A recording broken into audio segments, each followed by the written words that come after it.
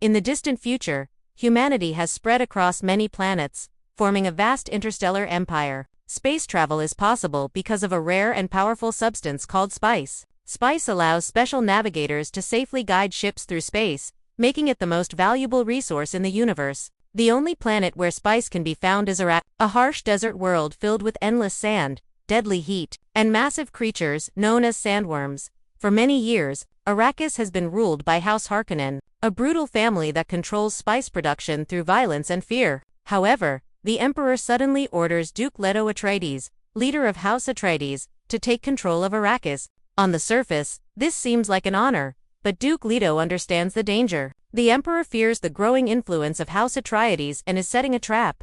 Duke Leto leaves his peaceful ocean planet, Caladan, and travels to Arrakis with his family. His son Paul Atreides is intelligent, skilled, and still very young. Paul's mother, Lady Jessica, belongs to the Bene Gesserit, a secretive order of women trained in physical control and mental discipline. Against their rules, Jessica gave birth to a son instead of a daughter, making Paul extremely important to their long-term plans. Paul has been trained his entire life by his father's most trusted men. He learns combat, survival, and strategy. Jessica also trains him in Bene Gesserit techniques. However, Paul is troubled by strange dreams and visions of the future. He sees flashes of war, death, and a desert planet calling his name. Before leaving Caladan, a powerful Bene Gesserit leader tests Paul with extreme pain to measure his control. Paul passes, proving he is different.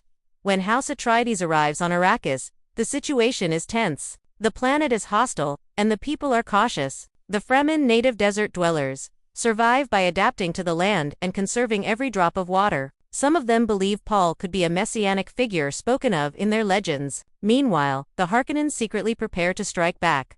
Paul narrowly survives an assassination attempt inside the Atreides stronghold, confirming that enemies are everywhere. Duke Leto increases security and tries to stabilize spice production. During a spice harvesting mission, Paul witnesses the arrival of a massive sea. The crew is saved just in time, but Paul is exposed to spice, which intensifies his visions. He begins to see a future where his name leads to massive destruction across the universe. Unbeknownst to Duke Leto, betrayal is already unfolding. Dr. Yui, a trusted member of the Atreides household, has been blackmailed by the Harkonnen. One night, he disables the city's defenses, allowing Harkonnen forces and the Emperor's elite soldiers to attack. The invasion is swift and devastating. House Atreides is wiped out in a single night. Duke Leto is captured and taken to the Harkonnen leader, Baron Vladimir Harkonnen. Before dying, Leto attempts to kill the Baron using poison, sacrificing himself. Although many are killed, the Baron survives. With the Atreides destroyed, the Harkonnens reclaim Arrakis. Paul and Jessica are captured but left to die in the desert. Using Jessica's Bene Gesserit ability known as the Voice, they overpower their guards and escape. They find survival supplies left behind by Dr. Yue, and spend the night in the desert. During this time, Paul experiences terrifying visions of a future holy war fought in his name. He fears what he may become. As they flee deeper into the desert, they are hunted by enemies. A loyal Atreides warrior sacrifices himself to give Paul and Jessica time to escape. Eventually, they crash their aircraft during a massive sandstorm. Paul trusts his visions and allows the storm to carry them safely down.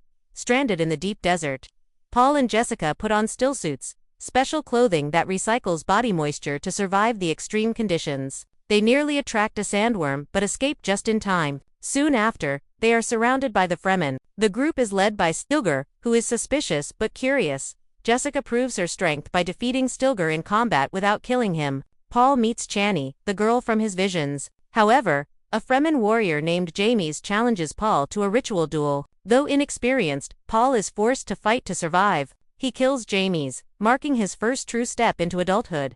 The Fremen accept Paul and Jessica into their tribe. Paul chooses to stay with them, believing it is the only way to honor his father's dream of peace for Arrakis. As they walk into the desert, Paul sees a Fremen riding a sandworm and finally understands the true power of the desert.